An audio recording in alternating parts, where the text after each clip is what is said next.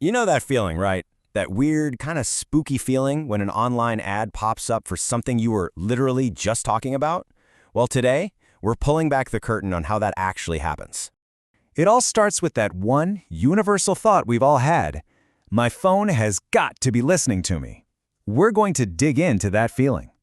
So picture this, you're out with a friend and you mention, I really need a new tent for that camping trip. The next day, you open up your phone and bam! Your social feed is just a wall of tents, sleeping bags, hiking gear, the whole 9 yards.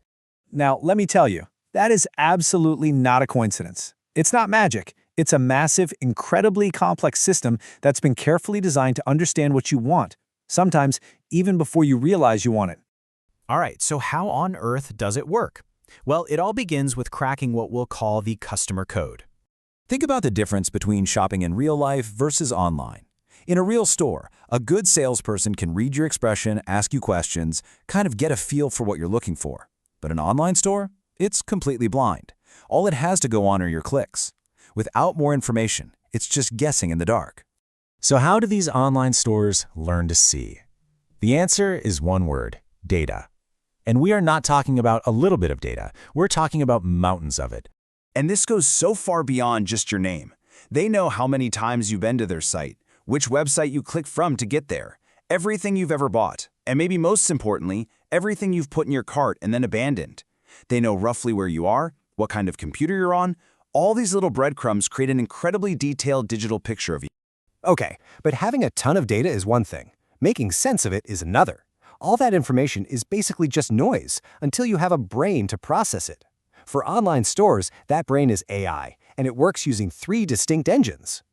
So engine number 1 is called supervised learning.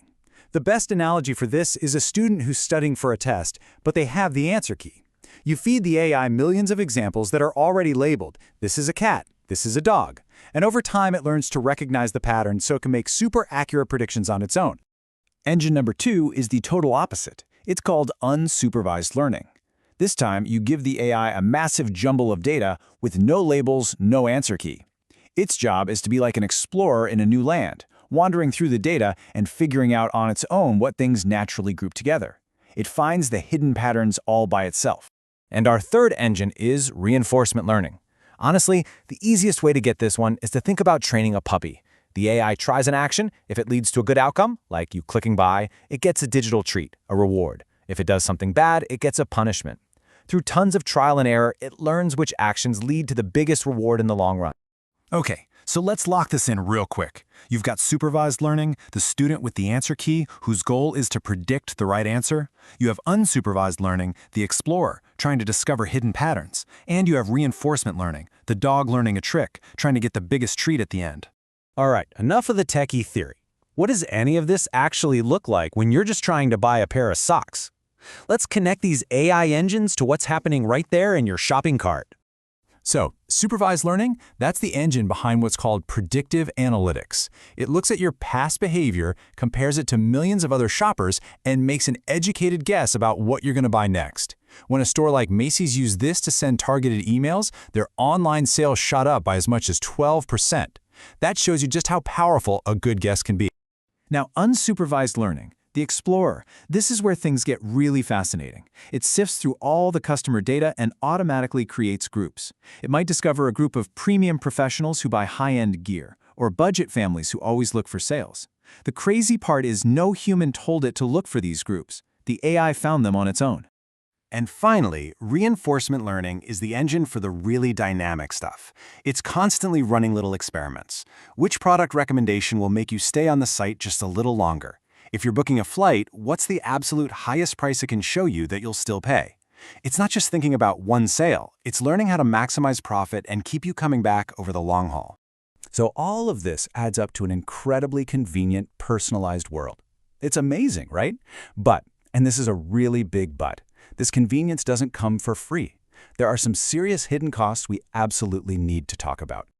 Just listen to this quote from law professor Ryan Kahlo. He says, "Personalization takes market manipulation to the next level." Let that sink in for a second. This technology isn't just a helpful guide. It's a tool designed to actively influence what you do and what you buy.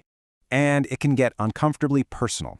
There's a famous and kind of chilling case where the retailer Target figured out a teenage girl was pregnant even before her own family knew.